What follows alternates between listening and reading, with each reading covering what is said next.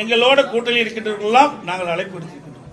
தேமுதிக நீங்க கூட்டணியில் இருக்கீங்க, இது வரைக்கும் அவங்க ஏத்துக்கல. அவர்கள் தான் ஜனவரி மாதம் தான் தேர்தல் அறிவிக்கிறேன்ட்டாங்க. 26 ஜனவரியில் அவருடைய மாநாடு நடைபெறுவதாக செய்தியிலே பார்த்தேன். அப்பொழுது தெரிவிப்பதாக சொல்லிக்கிட்டார். விஜய் நேத்து ஒரு முடிவை எடுத்து அறிவிச்சிருக்காரு, அவங்க கூட்டணி பத்தி தனித்து போட்டியிடுவோம் முதலமைச்சர். அது அவருடைய முடிவு. சார், அவர் உங்க கூட்டணி விமர்சிச்சிருக்காரு, பாஜகவோட அதிமுகவோட கூட்டணி விமர்சிச்சிருக்காரு, ஆதாயத்துக்கான கூட்டணி அப்படின்னு சொல்லியிருக்காரு. ஒவ்வொரு கட்சியும் ஒவ்வொரு விமர்சனம் செய்வது, அதன் அடிப்படையில் அவர் செஞ்சிருக்காரு, அவ்வளவுதான். வேற என்ன? எல்லா கட்சிகளுமே விமர்சனம் செய்கின்ற கட்சி தானே. எந்த கட்சி விமர்சனம் செய்யாத கட்சி? திமுக விமர்சனம் செய்யலையா? விடுதலை சிறுத்தை செய்யலையா? காங்கிரஸ் செய்யலையா? கம்யூனிஸ்ட் செய்யலையா? எல்லா கட்சிகளும் தங்களை வளர்ப்பதற்காக விமர்சனம் செய்வது ஒரு இயல்பு. அவர் பேசும்போது திமுக பாஜகவோட கூட்டணி இல்லை அப்படின்னு சொன்னாரு.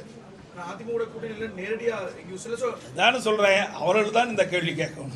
என்னிடத்தில் கேட்டா எங்களிடத்தில் எங்களுக்கு உட்பட்ட கேள்வி கேட்டீங்களா, அதுக்கு பதில் கிடைக்கும்.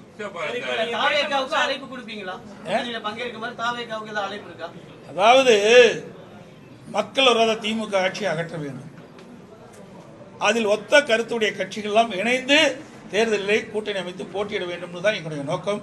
அந்த நோக்கத்திலே யாரெல்லாம் திராவிட முன்னேற்ற கழகம் அகற்றப்பட வேண்டும் என்று எண்ணுகின்றார்களோ அவர்களோடு நாங்கள் கூட்டணி வைப்பதிலே மகிழ்ச்சி அடைகின்றோம்.